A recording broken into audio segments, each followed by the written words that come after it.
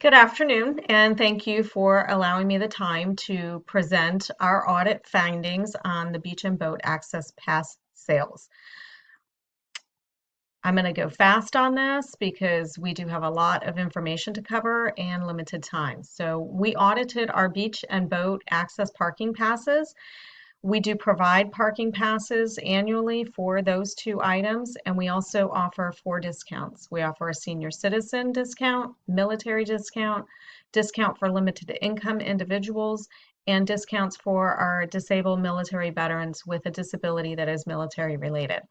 We do sell those passes currently at four different locations. Two are county administrative offices, one in Largo and one at Fort DeSoto. We also have two third-party vendors, Sutherland Bayou and United Park Services, that sell our boat passes and beach passes as well. So our findings.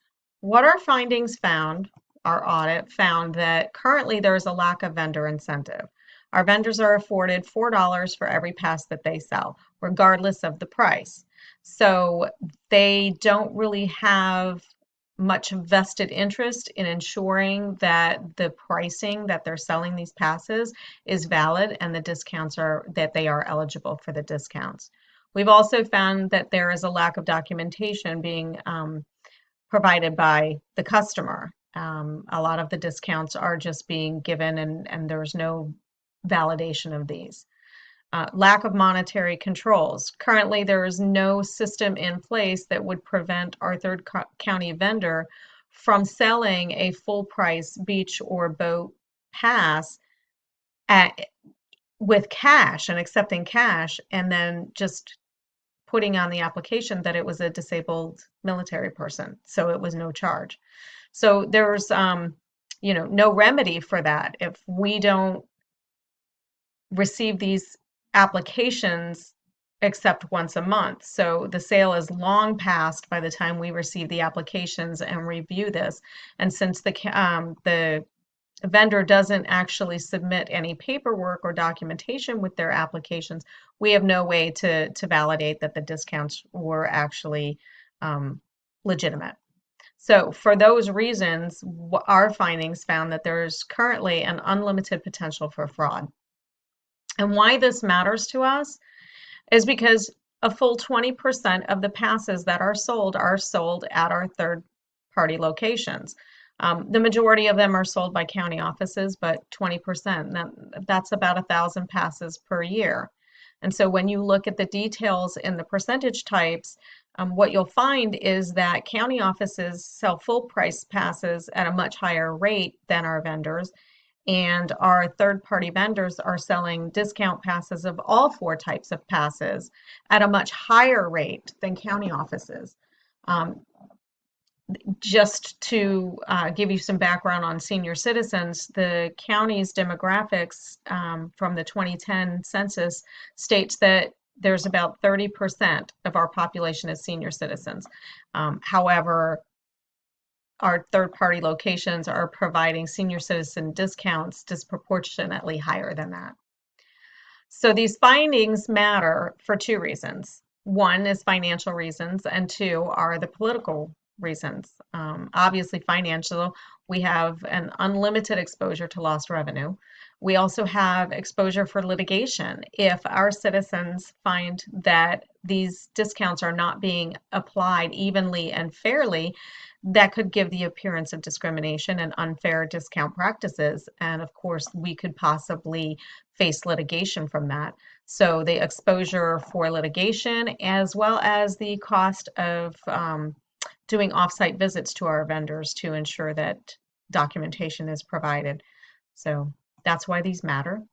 So we came up with three solutions. One would be a new integrated software package. Two would require the vendors to submit documentation of their discounts. And then the third would be to just simply restrict discounts to only county offices.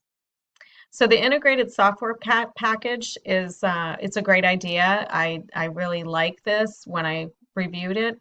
However, some of the risks on this are that it would not be able to be implemented immediately. It would take anywhere from 18 to 24 months, just based upon our purchasing and our purchasing thresholds, and the fact that it would have to go out for bid and proposal and go through several review processes.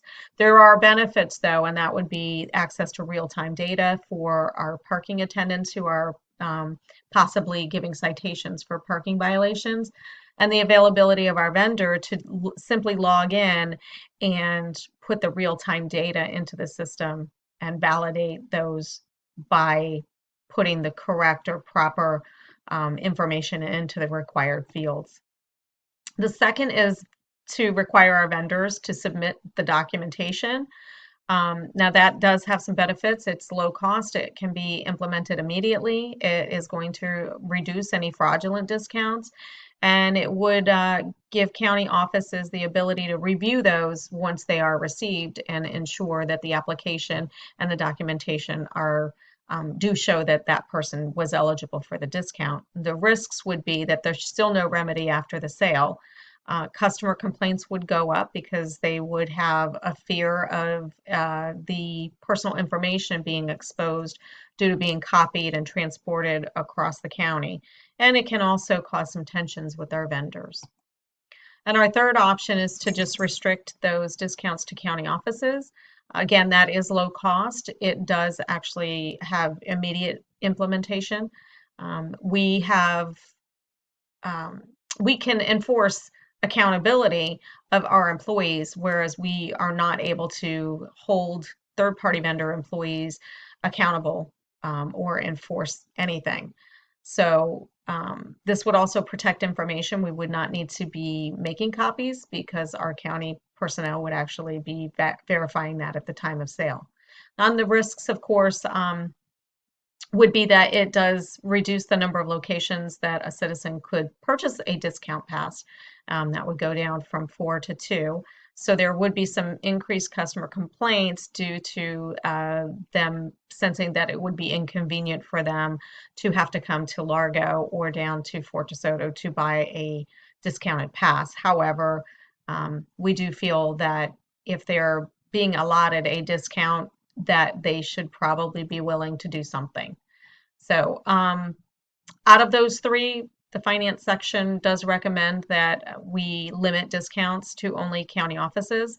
It is low cost, it has the most benefits, immediate implementation, and causes the least amount of disruption.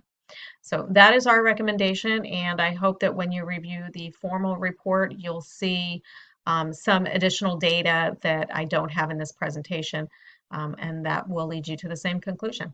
So thank you very much. If there are any questions, my contact information is here. I can certainly provide you with an email of the PowerPoint, and if you have any questions, you can certainly feel free to contact me. So thank you very much for allowing me the time today to present this, and I look forward to discussing the possibility of new software soon. Thank you.